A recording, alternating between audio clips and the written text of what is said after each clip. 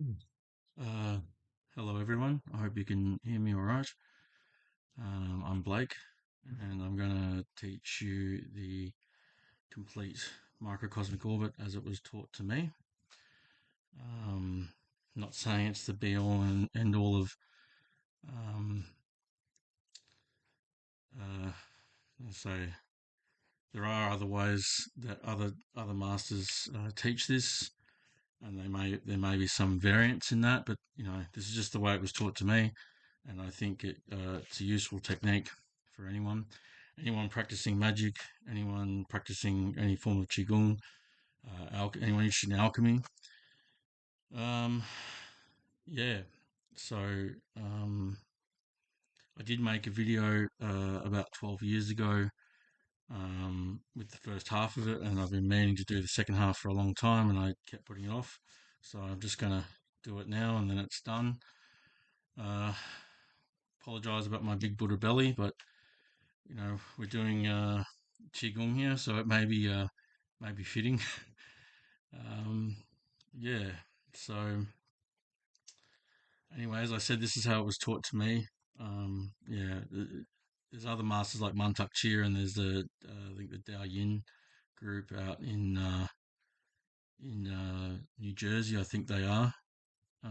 Last I heard, the Korean group that I was a part of that group many years ago through Won Chi Kim and his meditation-mantra.org group that was teaching Taoist alchemy, and I was learning with them and teaching as well. So I was in the inner circle of that many years ago, and they've got valuable um, insights into it, and so does Mantak Chia. I learn a lot from Mantak Chia's. And but yeah, this is how it was taught to me by my kung fu master, Vietnamese kung fu master, Dong Dan Nguyen. Um, Apologize if I got pronounced your name a bit wrong. So yeah, so it starts with the way I was taught was right foot on top of left foot in like a half lotus. I think they call it. See if I can get that a little bit. Apologize about the clutter here. So, and right hand on top of left. So right foot on top of left, right hand on top of left, right foot, right hand, and thumbs touching like this with your back straight and sort of your head straight. Now, what I'm going to do is I'm going to demonstrate the full sequence, and then I'm going to explain it to the best of my ability. So shut your eyes and tongue to the roof of your mouth.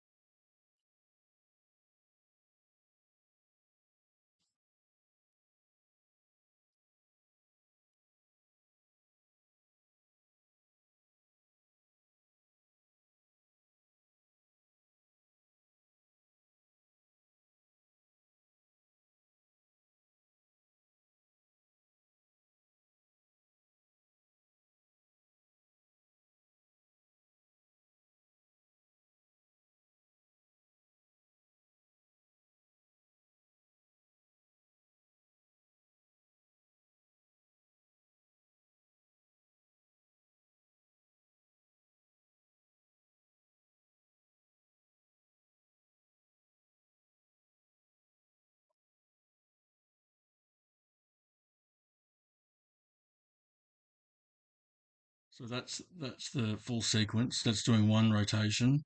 So I hope I got the numbers right. I did stop counting. I get a bit into it sometimes. You meant to do, well, the way I was taught is men do rotations of 7 and women do rotations of 9. Um, yeah, I'm not out to argue gender politics at the moment. That's just the way I was taught. So you guys and girls make what you want of that.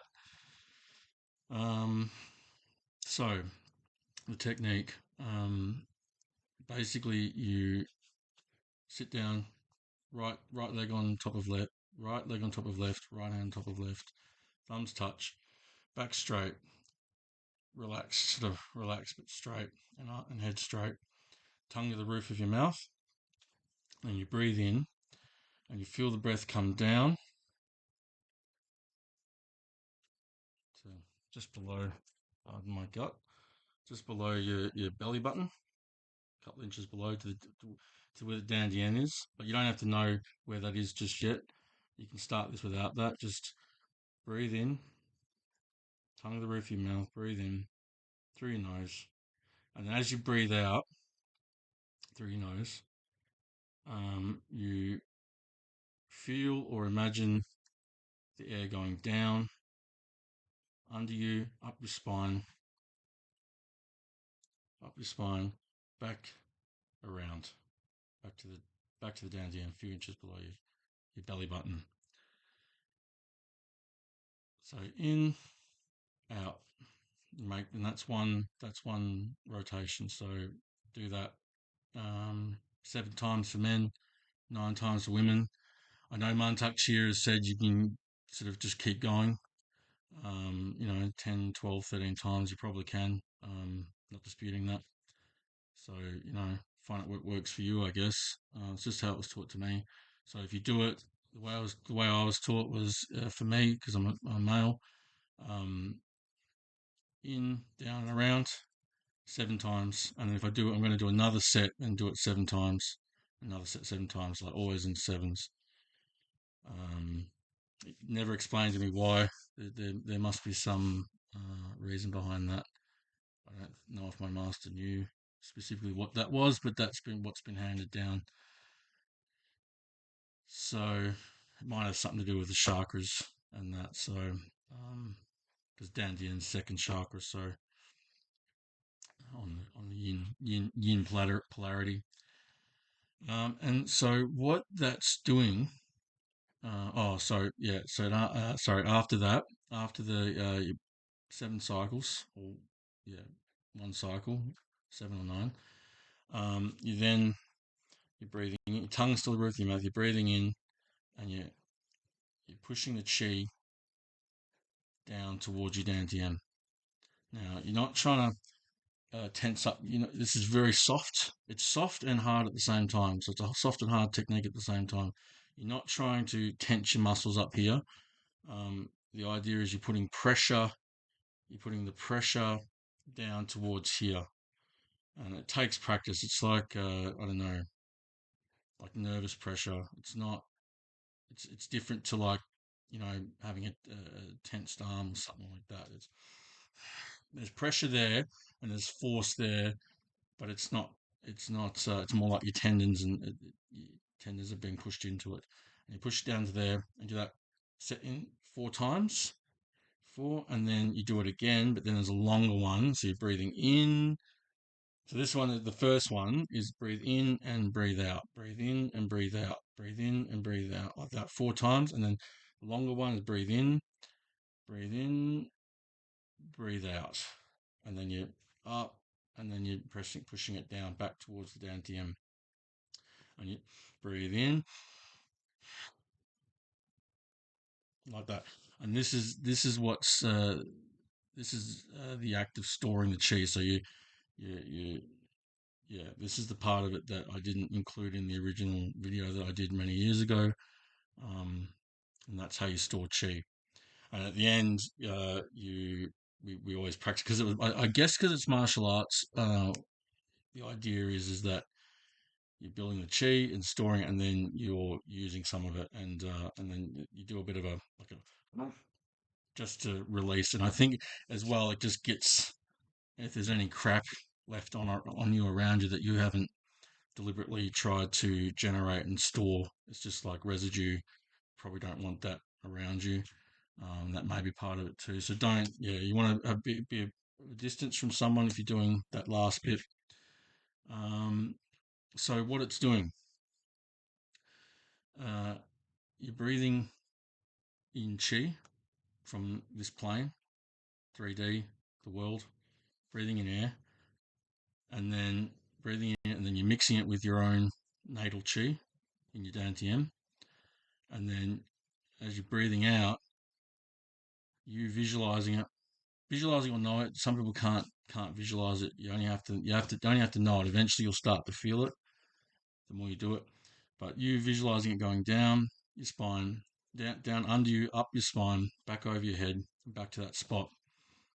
What that's doing is you're drawing chi from this plane and you're bringing it into the front, which is these are mostly yin points.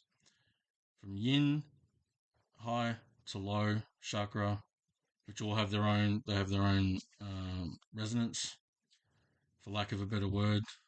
Um, so you're going from yin high to low, and then from yang low to high, and back to yin high to low, and you're doing that again and again and again and again. And what that's going yin yang up down, yin yang up down up down up down, and that is refined. It refines the chi, smashing it up.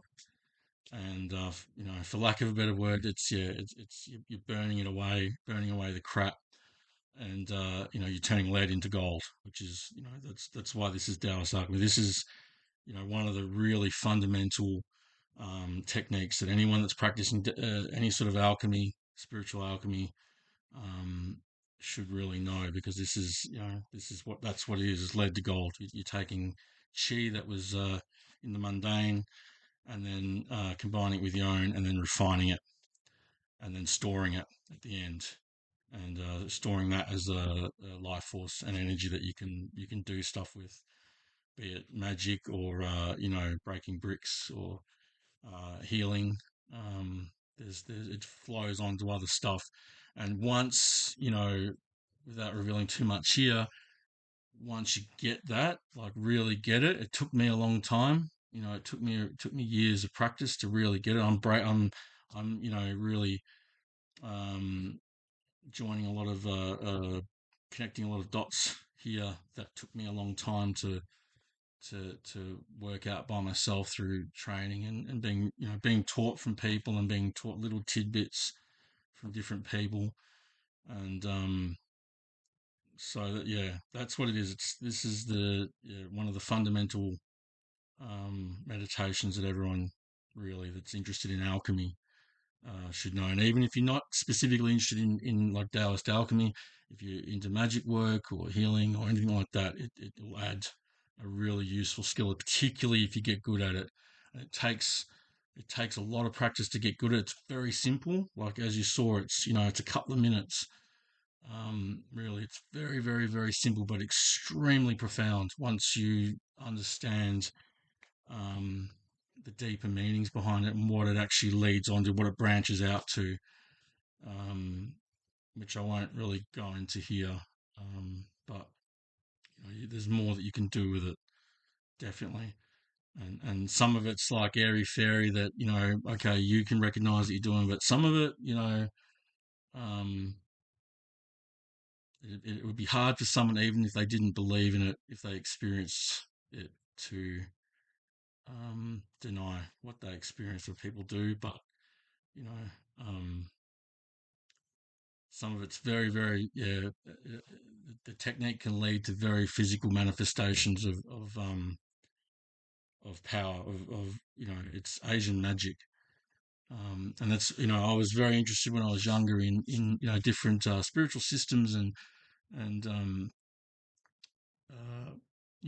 Western occult areas, and spiritualism and religion, and I really settled on Taoist alchemy, and qigong, because of what I was seeing. It, the really how applicable it was to real life, and that was through my martial arts. So it was, you know, um, yeah, it has real world application, far more than I would say than a lot of the like other systems of magic, where it's you know less maybe less provable beyond the individual practicing it. But that's more, yeah, philosophical debate, but yeah. So that's the full technique as I was shown how to draw chi in and how to refine it using your body, using your chakras, using your spine, and using the I think it's the Grand Channel. I think don't quote me on that. Not an acupuncture person yet, but yeah, there's a channel. I think the Grand Channel's in the center. Sorry. Anyway, it's the channel that runs down the front of your body, down to through the inside of the chakras, down up the spine through the yang side of the chakras, and using this rotation to uh, refine chi and then store it and then use it later. So yeah, I hope that's been succinct enough. I can waffle a little bit. I hope that's understandable. If anyone has any questions, definitely hit me up. Um, yeah, so happy practicing. Give it. You don't have to do a lot of it to get results. We were doing it before I broke my first brick. We were doing it maybe twice a week, right at the beginning of the session, 30 seconds. So maybe I was doing it 1 minute a week for about 2 years. So if you did it regularly, if you did it every day, maybe you could see pretty good results within about 6 months or something or more. I don't know. Depends on you. Um, so yeah. Anyway, I hope you enjoyed watching this video. I hope that's helpful to you all. And yeah, good luck.